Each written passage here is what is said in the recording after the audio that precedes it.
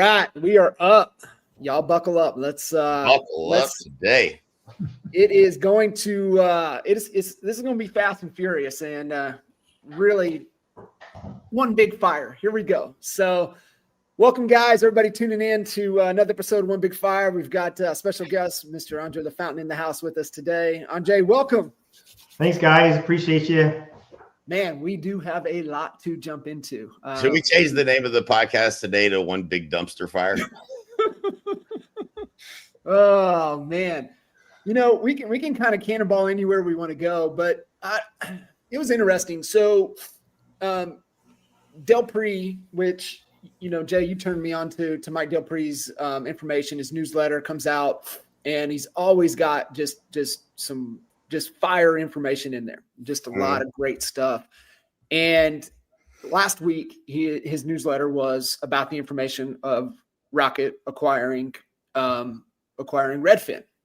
And he breaks down a lot of things in there, and things that he mentions and talks about, something that all of us have been chasing, especially, in conversations when teams were starting to become a thing, and really that was kind of the direction and where things were at in the industry.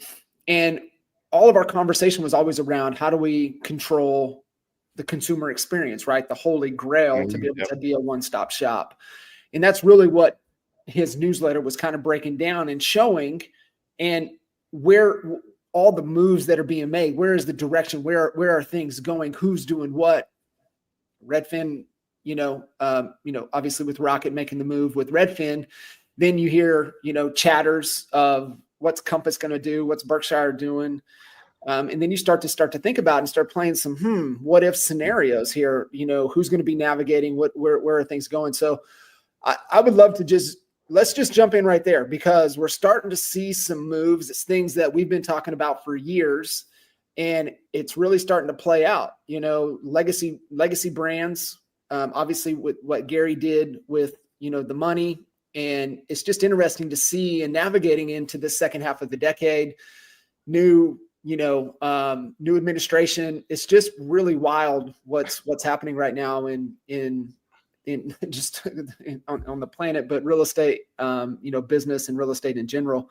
I'd love to get y'all's take, just kind of as we're starting to see people starting to make some moves. Yeah, I have some opinions. I should probably start with a full legal disclosure. These are my opinions, not the opinions of any of EXP or any of our affiliated companies. But yeah, no, I mean, I've always been fascinated with Glenn Kelman. Like, that dude, I mean, he rode that train as long and as hard as you could ride that train, the race to the bottom, trying to be the cheapest. The consumer wants, they don't want the lowest. I think it's just proof. First of all, let's just call a spade a spade. That sale was not a win. It was basically sold for parts, which is what he said he didn't want to do. They bought that for the technology. That's the move. They'll probably do nothing with the real estate. It was just a bad model. They were here in the Frisco market. Just, they did a lot of volume. They just never made money. I mean, it never, they tried to go after the listing side at one point, didn't work. They were doing billboards all over the cities they were in, didn't work. It's just, there's always going to be a certain number of consumers. There's always going to be somebody that'll buy, the 4 tires for $100, right? Like, there's always someone that wants the cheapest, but that's just not, it's a segment of the market that's always existed, always will exist. I just wouldn't try to build a business around that, trying to be the cheapest. So seeing that didn't really shock me. I thought it was a smart move by Rocket, because they had, that what they did do right at Redfin was they built some badass tech. Mm-hmm. So, now they're in the portal game, and they're, a legitimate competitor in the space as it relates to that.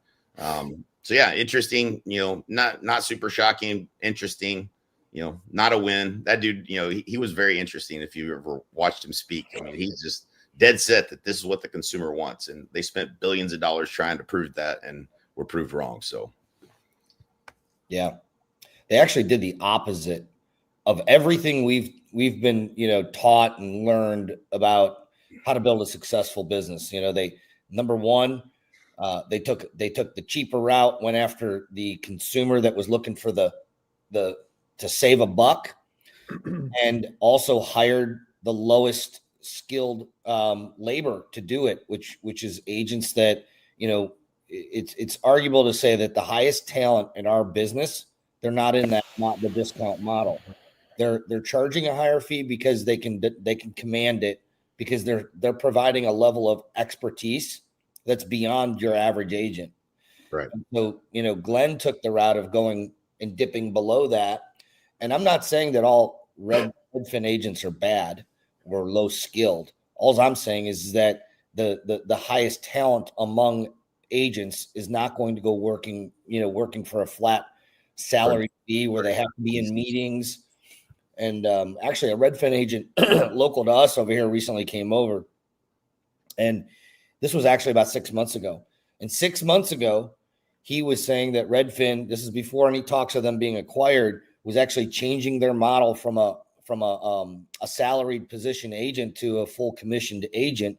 And he's like, but they're still going to expect me to do all the same things, all the same meetings, be it this, be it that, run around like a W-2 employee.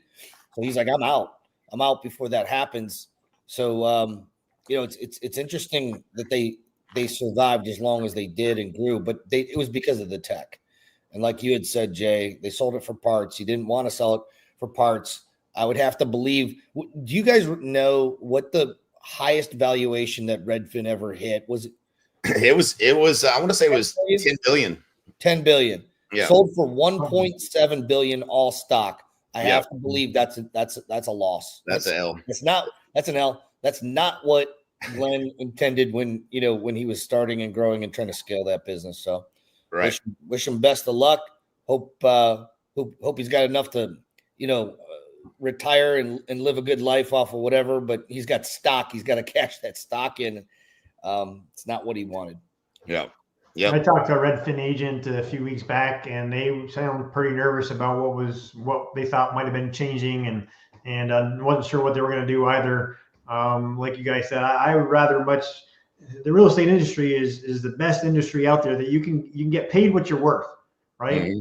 And if you provide the value to the client and the customer, why would you want to, in my opinion, get paid a small salary and when you can just provide really, really, really good value and get paid, what you're worth and provide for your family.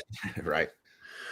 What are we thinking or seeing kind of as possible next moves, right? Just kind of from a thought experiment, just kind of thinking through things, because obviously, we touched on, the move that Gary made with KW. So what are the legacy brands? What are their moves to be able to stay extinct? I mean, before they're extinct, stay alive. I think this is funny. It is funny. The Anywhere brand, which is basically, in my opinion, like you should be anywhere but at one of those brands. They're all locked into this model. So is KW. They're locked into a franchise model. Even Gary tried to go and create virtual brokerage, and then lawsuits came up, and you can't sell a virtual. You can't have an agent go to a virtual Keller Williams if you sold a franchise in that same territory. So Gary's been trying to compete with us since the 2018 vision speech where he mentioned EXP 21 times. He was our number one recruiter at EXP that year because we only had 8,000 agents and nobody knew who we were. We were not even on the map yet, but we were making noise, and he put us on the map, and he knew that it was going to be difficult, but he knew if he couldn't compete with revenue share and our model, that they were dead in the water. And so when I see, it's not good or bad, it just is what it is. If you sold your private company that you built up for all these years in the worst market we've seen since 1995, that's a deal you wouldn't normally do. You would wait 5 years until the market's better and the numbers are up, unless you believe that your agent count is at the highest it's ever going to be. And that you realize you're not really going to be able to compete in the new marketplace of being cloud-based brokerages. So that to me, they're all kind of locked in to their models, and their agent counts are suffering. You can look across all these legacy brands, and they're all losing agents, largely because the value props higher at EXP and some of our competitors that are in the space is cloud-based. So yeah, I don't know what they do. It's like organizing chairs on the Titanic. In my opinion, I wouldn't want to be at the helm of one of those companies for sure. What's funny is I was listening to a podcast. I think you listened to the same podcast, Jay.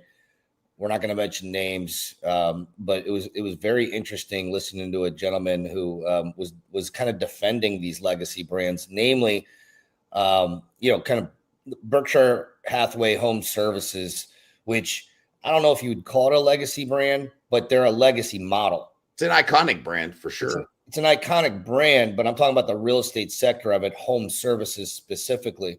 And there's so many different layers to all the different franchises and who owns what. And it's so complex and so complicated. The funny part about the comment that was made on the podcast is that he was insinuating that the cloud-based that usually typically has a leadership group at the top or one leader that drives things, such as a Glenn or a Leo or a Sharon, which I know we're going to talk about, that's a weakness to us. And that these legacy brands that have the franchises with many leaders that you don't hear about, that's their strength. And he couldn't even describe the value proposition of Berkshire. Since when Berkshire Hathaway, I guess, kind of acquired all the Prudentials, and a lot of my friends that were at Prudential were acquired, and they were all excited about it. They were excited about having Berkshire Hathaway on their side.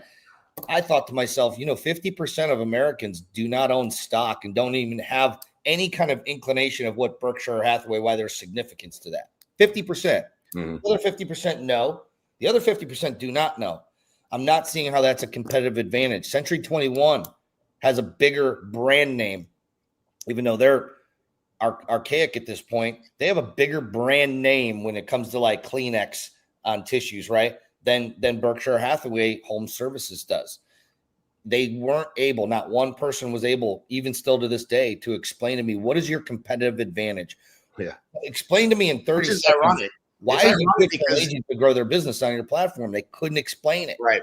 It's ironic because Berkshire Hathaway, and one of the things Warren Buffett says that is one of the first things he looks at in buying any company is their durable competitive advantage in the marketplace. That's one of the main things that he looks at. And so to hear, and I didn't realize this, but they picked up that deal with Prudential. The real estate wasn't the focus. That was something that came with it. It wasn't the focus of the deal. And so they really probably didn't want to get in the real estate space. They just ended up in the real estate space when they bought Prudential.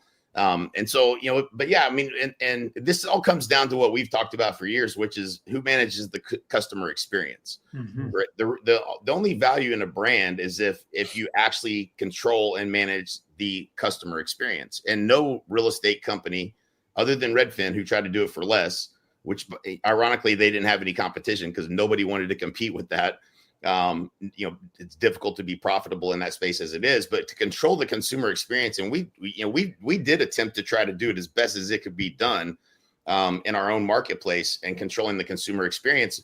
Just like Jay-Z says, I'm not a businessman. I am the businessman. The real estate agent is the brand. And that's what EXP gets.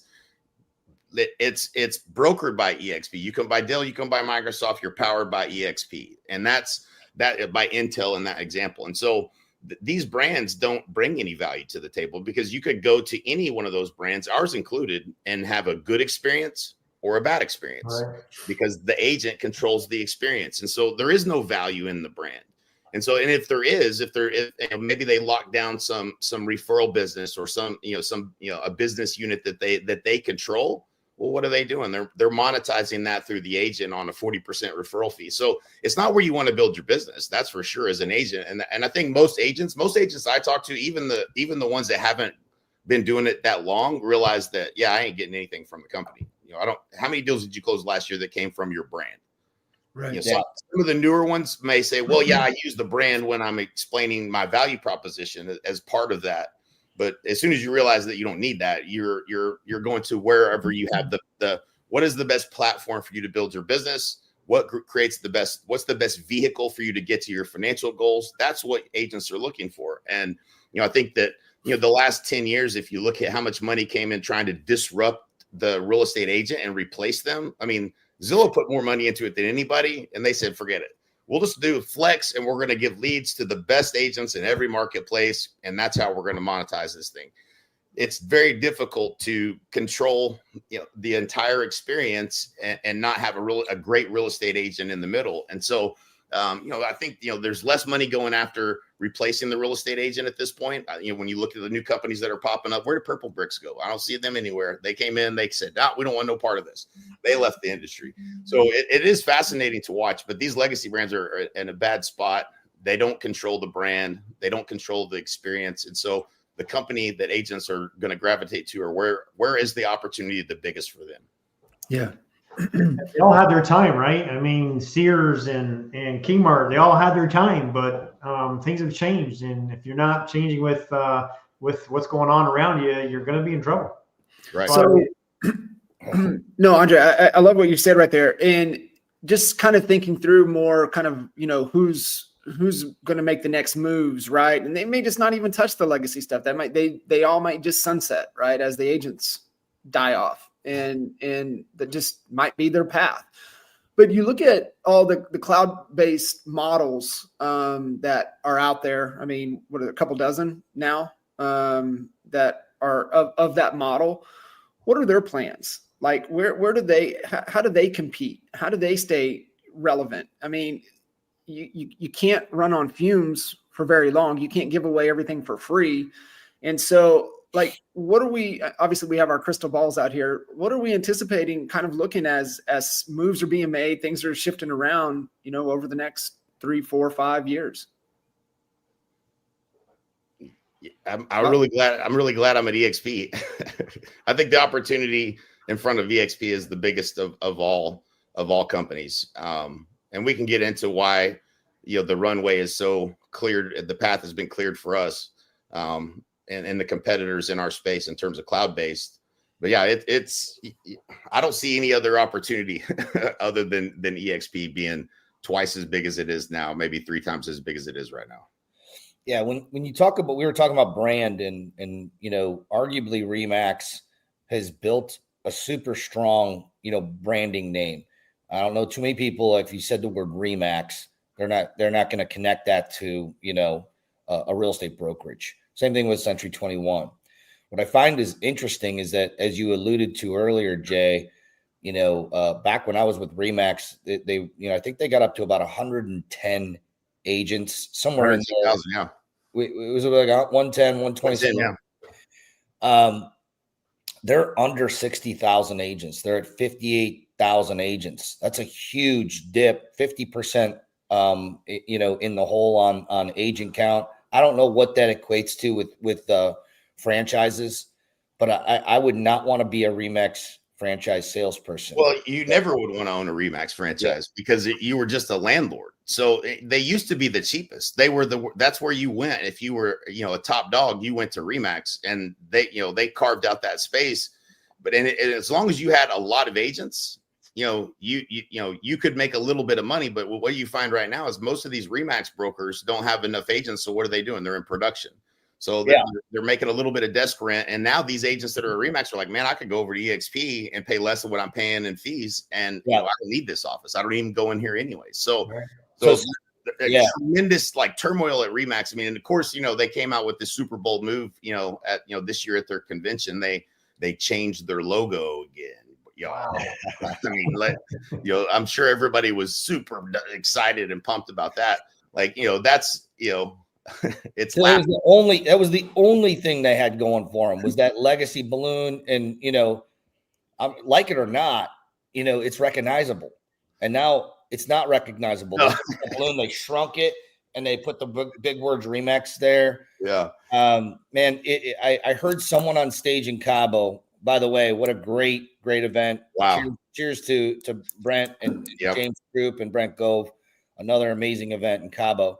But someone was up on stage, and I can't remember if it was V or who it was, but I had an epiphany because it was like deja vu, where they were like, man, when I was at RE/MAX, my broker would stand up and say, oh, let all those agents go over to Keller Williams. They'll learn how to sell real estate. Then they'll come over and play with the big dogs. Right. But we all know what happened there. Keller Williams blew by RE/MAX like they were standing still. Keller not only blew by them, but double or tripled their growth, RE/MAX's growth. And guess what? those agents never went back to Remax when they got good. They just stayed at Keller. And then once Glenn launched EXP, they've been all those top dogs have been slowly coming over and joining us.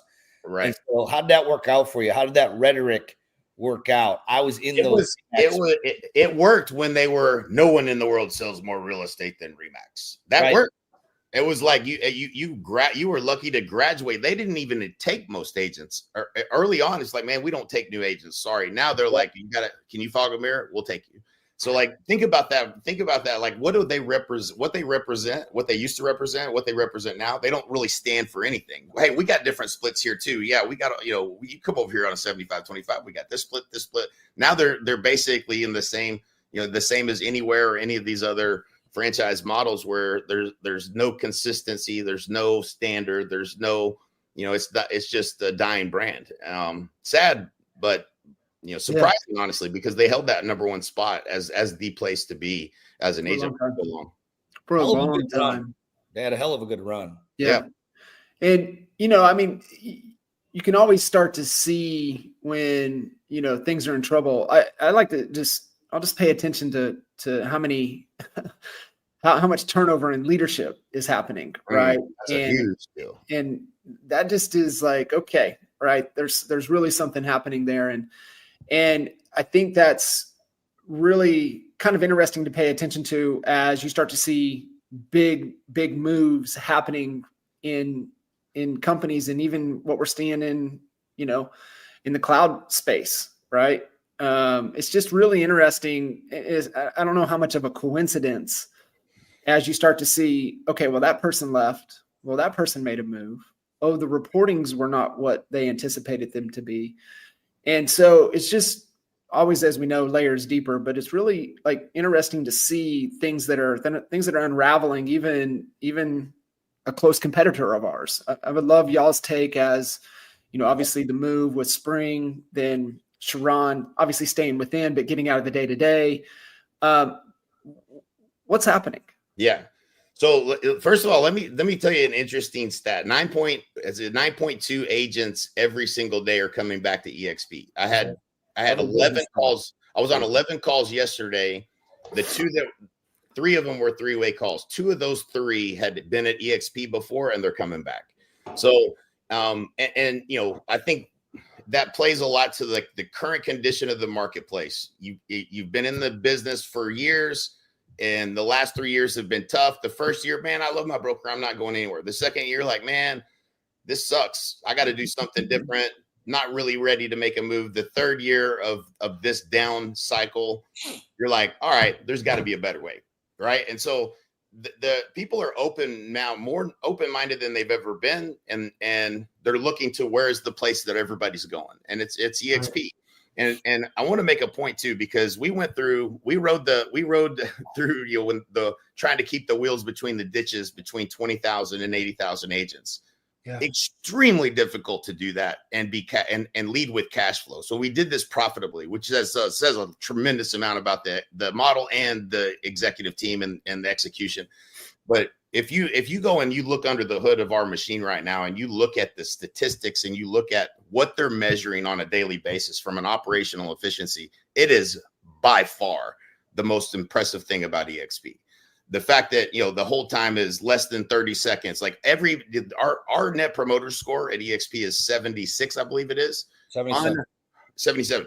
Unheard of across great companies anywhere. Like, that is unbelievable. And it's because they're measuring things that matter. First tier support. You got a question at EXP, something like 70% of the time it gets answered by the first person. They don't have to go ask somebody else. They can solve that problem right there with you on the phone, and you don't have to wait. So the speed at which things are happening, and this was something that Leo told me, and one of the events he was speaking at that I was at recently, and he's like, when agents come back to EXP, it's like they left and they're like, man, the grass is greener over here now. I'm going to go over here for a while. They go over there and they realize, man, they don't even pay me the same day. That, like, the things that we're doing that makes life easier for an agent is almost getting taken for granted. It's so easy, so fast, so good. And then you go over to an older, slow dinosaur company, and it's like, man, I feel like I just walked into Blockbuster, and I'm going to have to rewind my tape and bring it back. Like, this is not this is not the same. And so they want to come back to where the efficiencies are and where things are easy and now we've taken the spot as the number one training company in real estate. That used to be KW. KW had the best training. Right now, guys, you know this. We what did we train on? It wasn't EOS, but before that, we trained on EOS. Basically, the first version of EOS. We roll that out every 6 weeks. If you're a team and you want to get trained, we used to have to pay for this level of coaching to learn how to strategically grow your business. That masterminds with the top agents in the world happening every day at EXP. You want to get around the best people. That's how we've all become successful. That's happening every day at EXP. Oh, you're a new agent. What's your game plan? I had the new guy that joined that I told y'all that was my Uber driver, right? So he takes me to the Mavs game, tells me I'm getting into real estate. Doesn't have any idea who I am. I've got Ryan Finch in the car with me who used to sell thousands of homes. And it's like, this guy just hit the lottery as far as his Uber ride. You know what I'm saying? Like with somebody that could help him. And he's like, I interviewed 8 brokerages. And I said, go to the brokerage that you talked to. I said, ask them what they're going to do from day 1 to day 90 to help you sell a house. And so he did. And she fired him. She got mad. She didn't have an answer. If you think it's more valuable over there, then you can just go over there. Well, that's because people don't do anything for you. So if you come over here and we show them what we're going to do for them, plus there's Fast Cap, the numbers coming out of Fast Cap are freaking mind blowing. Like, I mean, it's early stages, but like you come over and you're a new agent, we got the best training in the world to get you into production. There's a plan for you. My joke that I say to everybody these days is like, when you got your real estate license, they should have just gave you a plaque that says, figure it out, because that's what it feels like. Right. And so everybody in the industry is like, yep, that's what it feels like.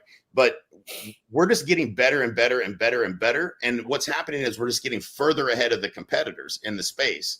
And so we've got, this interesting thing that's happened with Real, and I'll get to the point here. With Real, they're at 20,000 agents, and they just hit the biggest headwind that we didn't hit until 80,000. We knew there was going to be competition. Everyone that's out in the space that competes against EXP, what's their story? What is their brand? What do they stand for?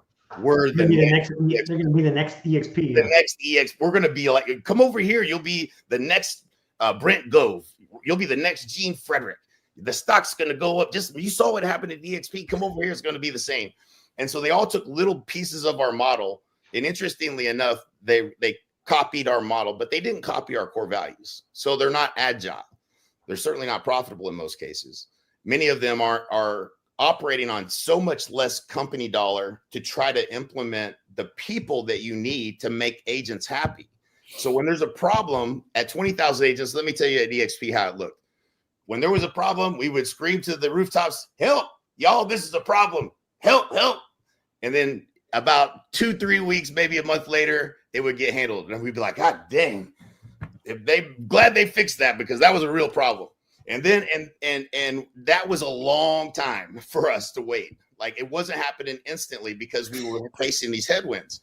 And so, and that's just actually at that point, no headwinds. That was just us trying to navigate, keep the wheels between the dishes. Can you hire fast enough? Can you put the right people in place? Can you cascade down leadership at a pace at which you can scale? And we made it through all that, only to have all this competition where the grass is greener, come over here. And most of the people that left are the agents that didn't do nothing while they were here. And they said, this time I'm going to do it. I'm going to go over there this time and I'm going to take advantage of it. That's who left. And they went over there. Whether they take advantage of it or not, I don't know.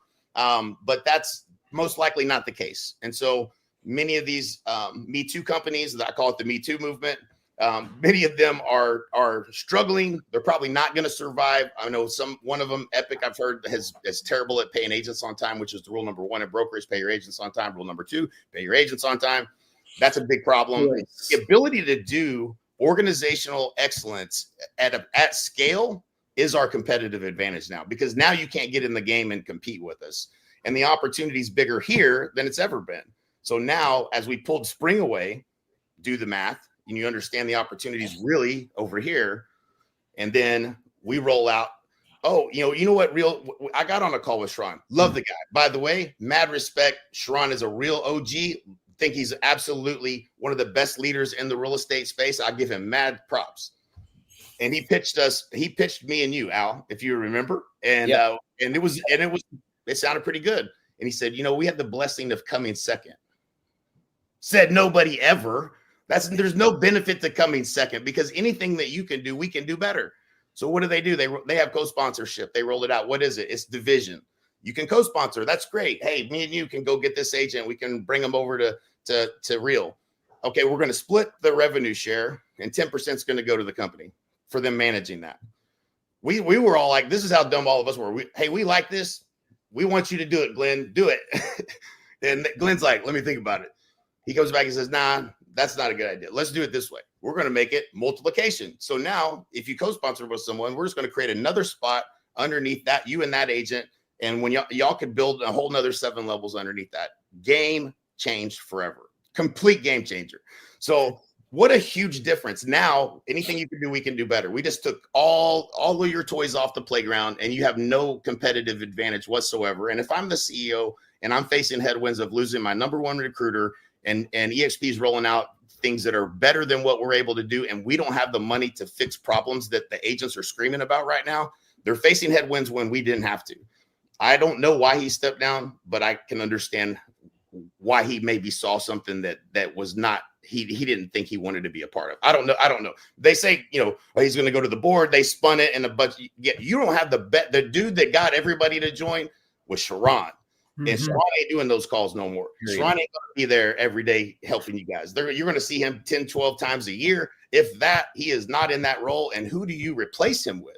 Who wants to follow that guy? I mean, that is leadership. If you didn't develop a leader from within, which I would have thought Sharon would have been certain that there was somebody that could step in his shoes if he was stepping away. If it wasn't something for family health or something along those lines, and pray that it's not. But if it's not something like that, to step away says a lot, because no one can fill his shoes, and he has to know that. And so they're left in a really interesting spot.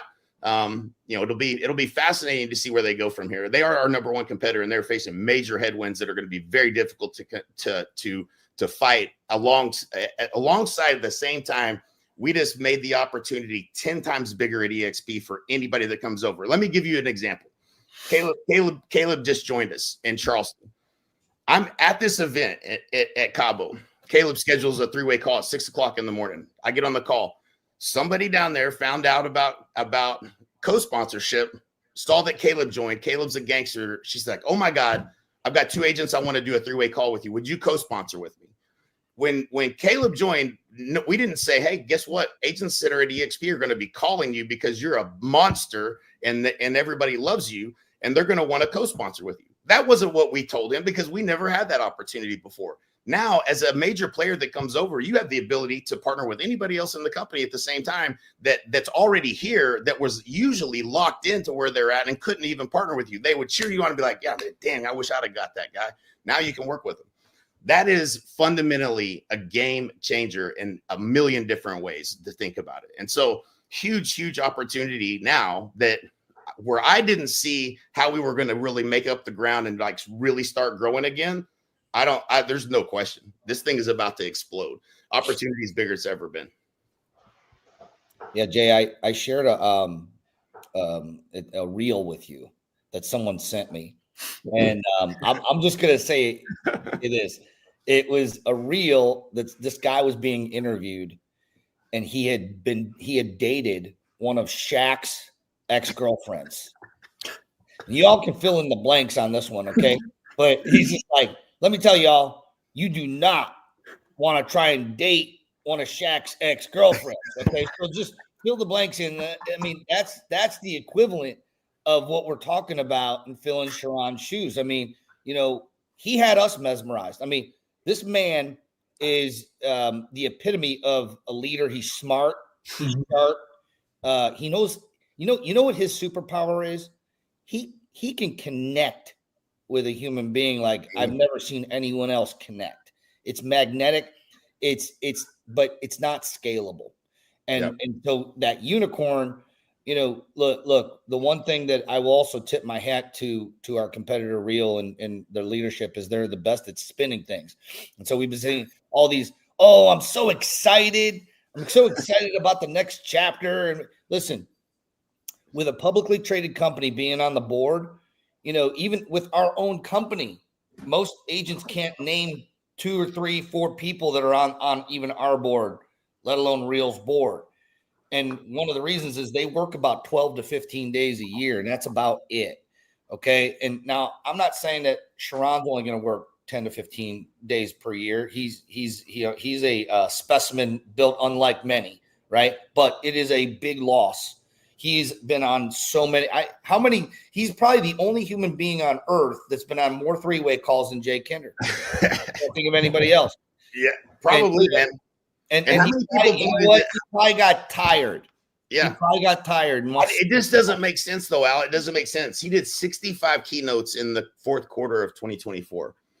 You wouldn't do that unless something dramatically changed. You wouldn't step down unless you knew there was a leader that could take your place. You're really abandoning everything you've been selling for the last 2 years. Yeah. You're abandoning it. Essentially. He's had quite a few exits, where he's come in, built up, sold, gotten out.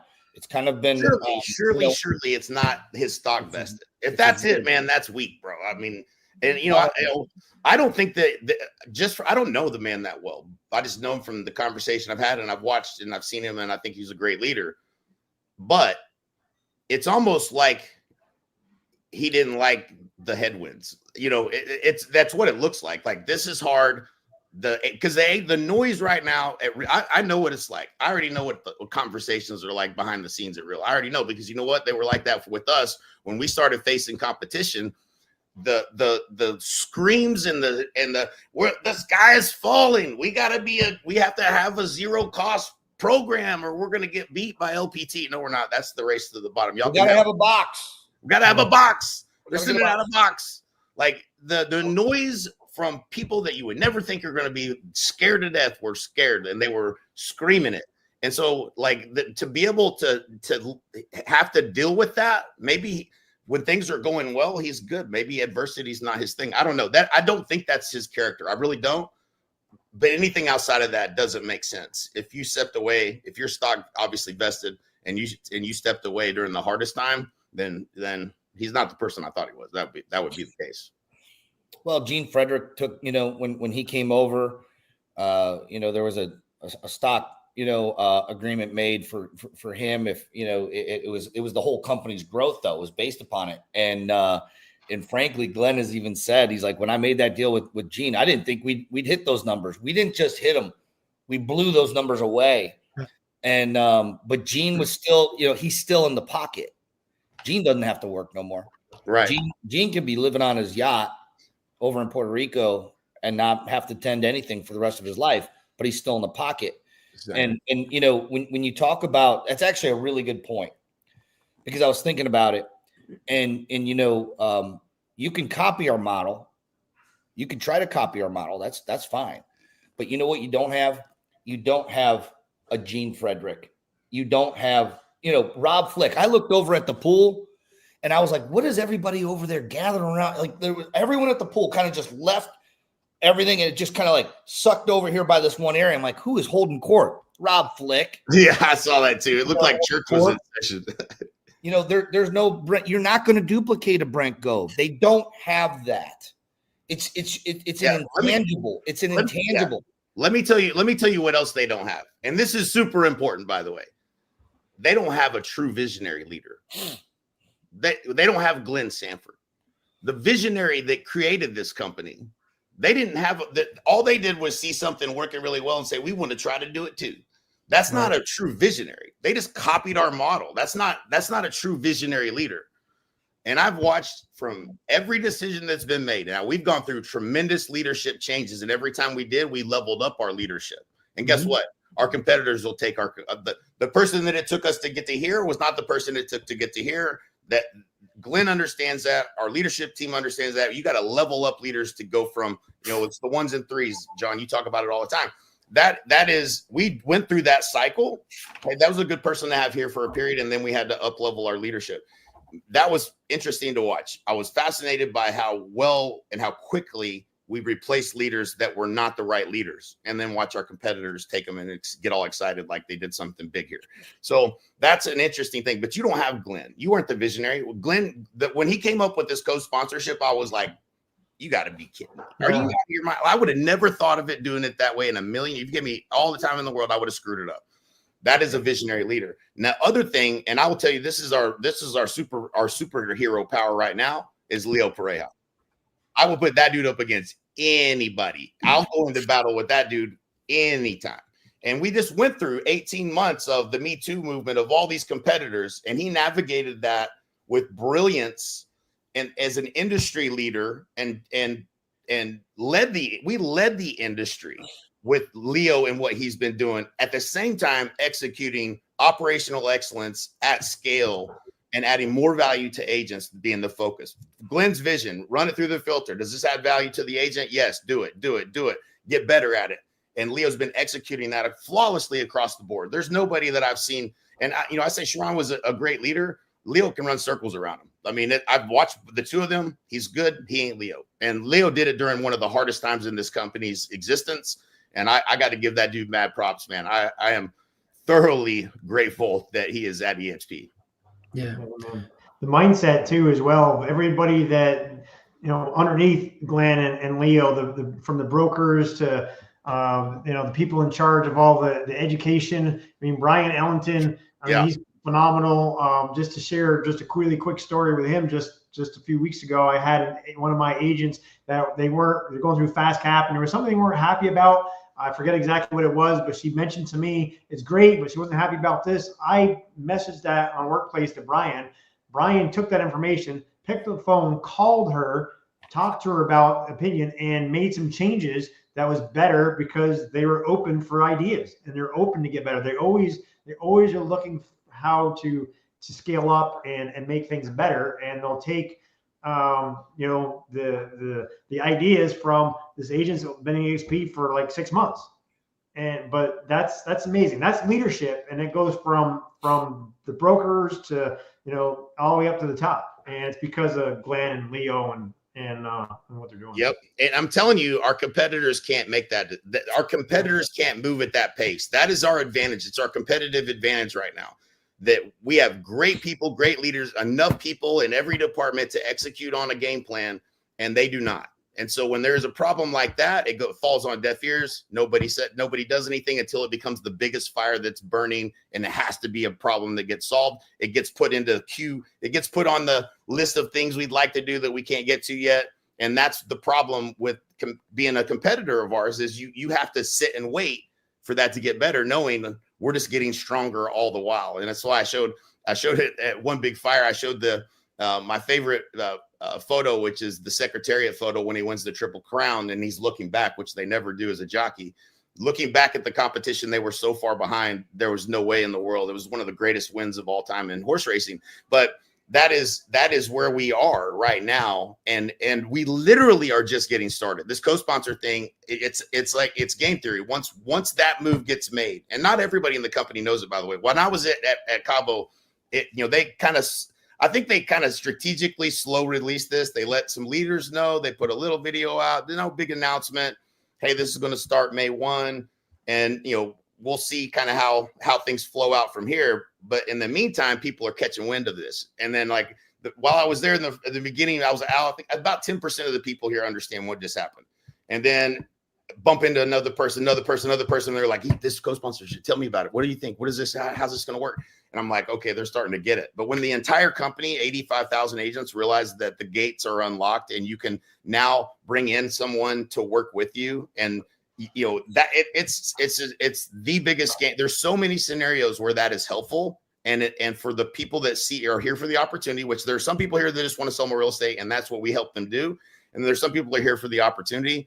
If you're looking for opportunity, you are absolutely going to be at EXP. There's no question about it. So just a phenomenal opportunity. Again, it all revolves around, does this help agents, right? Does it help an agent if they can bring in someone that could solve a problem for them, or someone that has a real estate office they can go to, or whatever the case may be? Million scenarios you can think of.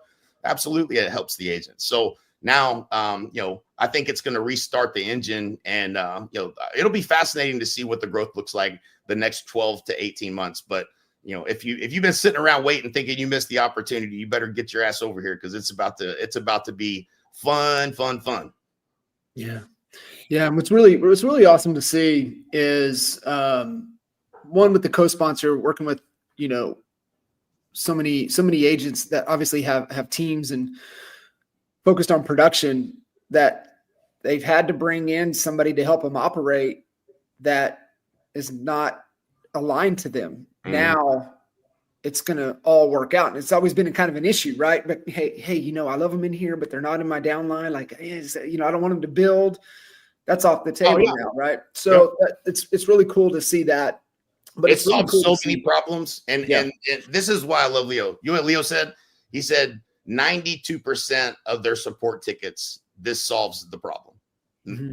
And I think go back to, you know, how we all go about making decisions. And I think that's what ultimately comes down to. And Leo's a guy that doesn't like noise. And what that means is that if 92% of the complaints coming my way, I'm going to fix it. Period. Yep. It's a good lesson. Yeah. Really good lesson. Well, fellas, absolute fire. Always great to chop it in, get our, you know, y'all's perspectives, kind of where the industry is, where the company is, where things are going. And yeah, definitely buckle up. It's going to be an interesting 12, 18, 24 months. That's for sure. But Blue skies ahead, folks. Blue skies ahead. Hey, here's the price of eggs coming down, boys. Right on. Fantastic. You mentioned that, you know, EXP is where the pros go to grow, and where people, if you want an opportunity, this is the place. And on the other side of that, production, if you're looking to grow, obviously this is the place as well. I want to hats out off to you guys for building that lead generation system. You know, we've been sharing with our business partners a $50,000 a month lead gen system and team that you guys have put together, and basically just handing it down to your business partners. That's just a game changer. It's already working. We already have agents that are selling houses, that weren't selling houses, that are, you know, adding 1 to 5 deals a month to their bottom line. And that's not everyone in the company, but that's because, you know, with our group and what you guys are doing in Honey Badger Nation. And when you think about some of these other competitors or some of these other companies, they don't even allow your partners to do anything unless you scale it to the entire company, which obviously you just can't do. Yeah, it's a crazy, it's nuts. I mean, it's nuts. And I told Glenn this in the very beginning, because there was a little bit of noise about, you know, some of the things that we were doing to add value to agents. And I told Glenn, I said, if you're telling me I can't add value to agents that I bring to this company, then I'm at the wrong company. And he's like, that's not what I'm saying. He said, you know, there's ways that you can do it. How many ways are there? You know, he hit me with like the ultimate answer, and made my head spin. And I was like, you're right. I could probably do it differently. And so just to play well with others, because the goal was never to not play well with others, but the model that we have doesn't allow us to play well with others. So now oh man, I came under this guy and I didn't know any better, and I wish I could leave. You had to leave for 6 months and come back. Not anymore. You can go partner with that person now. You can bring that person in, and it doesn't affect their upline, or you can come in as a co-sponsor under them. There's so many ways to play the game now that we can add more value, but you don't want to take out of the hands the people that can add value, their value stack of what they're going to do to help agents, right? Because that's the catalyst for how we recruit. We bring more agents because we figure out how to add more value, how to solve problems for agents on top of what the company's doing. We're out there doing it too. And you want everyone in the company trying to think, how can I make life easier for agents? That is a huge part of our value prop. It's not just the company do it. We're all thinking this way.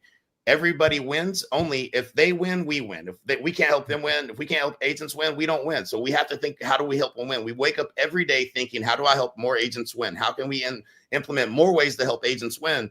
And when you got a whole company of people thinking that way, and we all benefit if we are able to help agents, what happens is significant growth. That's what happens. Yeah. So awesome. Andre, appreciate you. Fellas. Love you guys. As always. Love you. To the moon. See you next time. See you soon. See you.